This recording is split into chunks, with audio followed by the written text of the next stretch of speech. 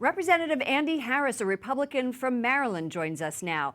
You just came out of the House Freedom Caucus meeting. Any update on plans to repeal Obamacare? Well, the House GOP conference met this morning, the whole Republican conference, and they outlined in broad brushes what we're going to do with the replacement plan. We are going to repeal Obamacare. It's not going to work. Humana dropped out just this week. Other companies may. So it needs reform, and we're going to make sure that people who have coverage now, that they can keep their coverage. But we're eventually going to give the states much more flexibility in how to deal with the health care problems that are specific to their state. But one of the problems that you're facing, I believe, with your constituents is that word eventually. I think people want action. What is taking so long? Well, you know, the president has said that we want to pass a part of the replacement with the repeal. So we could have passed the repeal bill just like we did 2 years ago. We could have done that already. But the president has insisted that his promise to the American people was that we will actually make their health care insurance market better.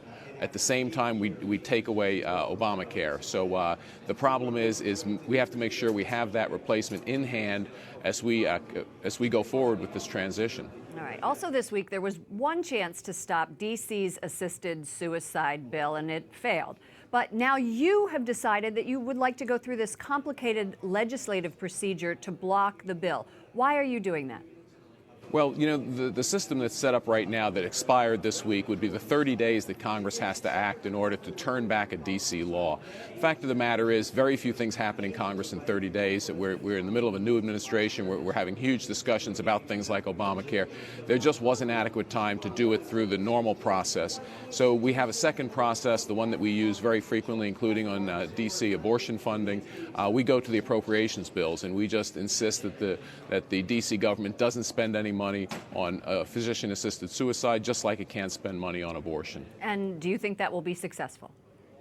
I certainly hope so. I think a majority of members of Congress believe that asking physicians to help patients commit suicide is not the message we ought to send to the disabled community, for instance, who are very worried about bills like this.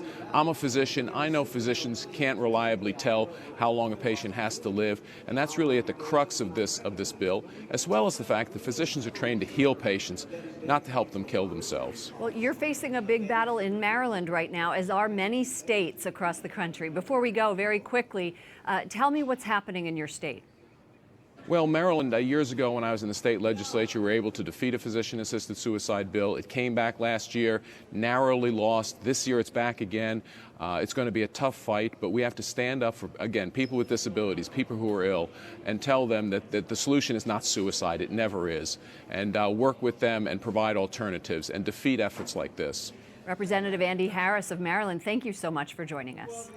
Thank you.